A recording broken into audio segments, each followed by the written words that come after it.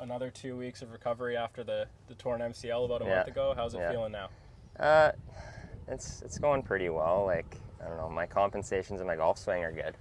I don't know what I'm doing different, but I'm hitting it nice. But yeah, it's kind of been stagnant the last week or so. Hasn't really gotten that much better. But Now, what was your kind of overall assessment of today being a big birdie and bogey roller coaster? Ended up 68. yeah, course is tough.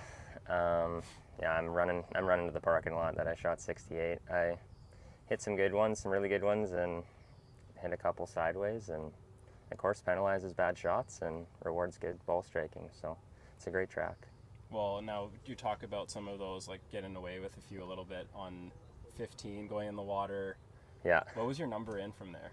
154. Okay, and you save par. Like, how big was that for you to roll that? That one was in? pretty sweet. And like, that pin was way tucked on the right. I knew it was a good number for me to hit it hard, but I didn't want to chase the pin either and turn it into a double. So I stayed really disciplined on that and aimed like, 8 feet left of it, hit it right to my spot, and then just made the putt. Now, I kind of asked Braxton the same thing, but are those par saves sometimes feel even bigger than the birdies in rounds like this? That one did. Yeah, that one did, because it's not an easy hole, and yeah, I was behind the 8-ball early, so yeah, making a par there is pretty sweet. I think that's better than a birdie. How do you feel going into tomorrow in terms of, you put yourself in a couple positions now the last few Yeah. years and some mids and stuff Yeah. like this to be right there? Yeah, I mean, I feel like I've gotten a lot of experience, mostly at the mid-ams, but in the ams too, of what it's like to be under tournament under the gun, and I just get more and more comfortable, so I'm excited to see what tomorrow brings.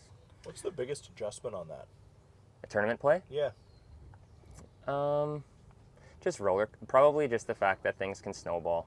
You just really want to, if you hit a bad shot, you need to focus and stay disciplined and not try to get it back. Like, don't try to get it back, hit good golf shots, stay disciplined, and you might earn it by making, a putt, but don't go out there and try to force it.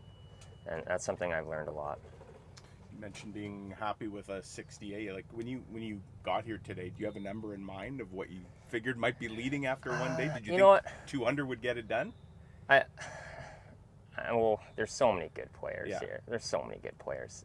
Like, I feel like any day some guy can shoot, 5 or 6 under, Sure. even in the hardest conditions. We have a lot of good players. So I thought that around par would be a good score just from the practice rounds and getting a feel for it.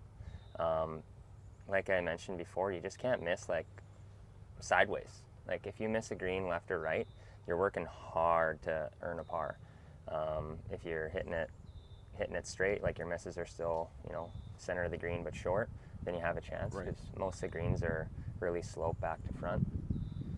As a competitor out here, and you mentioned so many good golfers, when you see a guy like Braxton who's been able to win this event 3 straight times, and he's right in the mix again after one round, how do you kind of quantify what he's been able to do? Well, I don't think people realize how impressive it is to, like, I feel like I haven't really had my best game in a tournament, like for more than one round. And the fact that Braxton continues to win with, you're going to have bad bounces, you're going to have bad breaks, and the fact that he just stays above all that is super impressive. He's earned a lot of confidence during tournament play.